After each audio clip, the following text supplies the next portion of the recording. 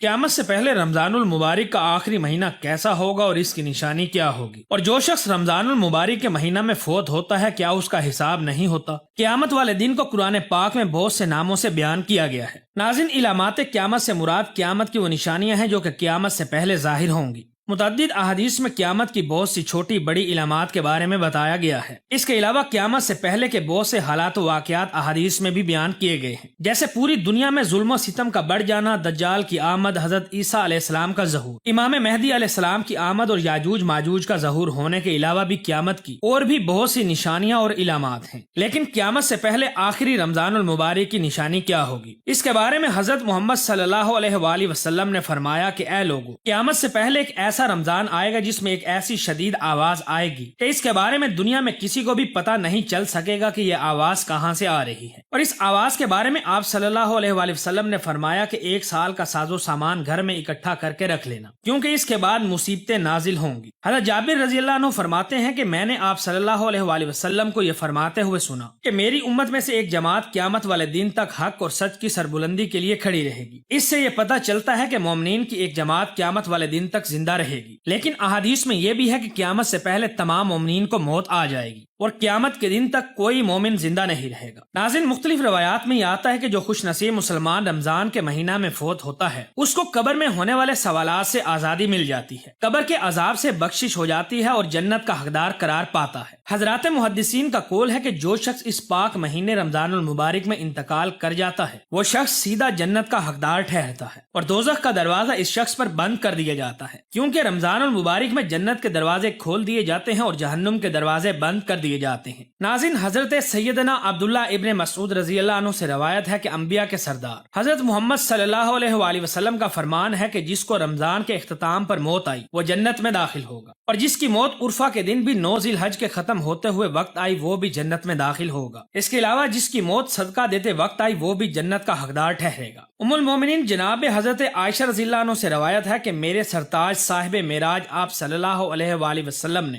ارشاد فرمایا کہ جس شخص کا روزہ کی حالت میں انتقال ہوا اللہ رب العزت کی ذات اس کو قیامت تک کے روزوں کا ثواب عطا فرمائے گا۔ حضرت سیدنا انس بن مالک فرماتے ہیں کہ میں نے آپ صلی اللہ علیہ وآلہ وسلم کو فرماتے ہوئے سنا کہ رمضان المبارک کا مہینہ ایک ایسا مبارک مہینہ ہے جس میں جنت کے دروازے کھول دیے جاتے ہیں اور جہنم کے دروازے بند کر دیے جاتے ہیں اور شیاطین کو قید کر دیا جاتا ہے۔ محروم ہے وہ شخص جس شخص نے رمضان کو پایا اور اپنی مغفرت نہ کروا سکا، یعنی اگر رمضان میں مغفرت نہ ہوئی تو پھر کب ہوگی؟ ناظرین، پیغمبر اسلام حضرت محمد صلی اللہ علیہ وآلہ وسلم نے ارشاد فرمایا کہ جب قیامت قائم ہو جائے گی تو ایک منادی اعلان کرے گا کہ کہاں ہیں اللہ کے مہمان؟ بس روزہ داروں کو بلایا جائے گا اور بہترین سواریوں پر سوار کر کے ان کے سروں پر تاج پہنا کر ان کو جنت میں لے جایا جائے گا۔ اسی طرح مولا کائنات امیر المومنین حضرت علی رضی اللہ عنہ ماہ رمضان کے پہلے خطبہ میں ارشاد فرماتے ہیں کہ اے روزہ دارو، اپنے امور میں تدبر کرو کہ تم اس مہینہ میں اللہ تعالیٰ کے مہمان ہو۔ غور کرو کہ تمہاری راتیں اور دن کیسے ہیں اور کیسے تم اپنے جسم کے اعضاء کو اپنے رب کے حکم سے برے کاموں سے بچا کر رکھتے ہو۔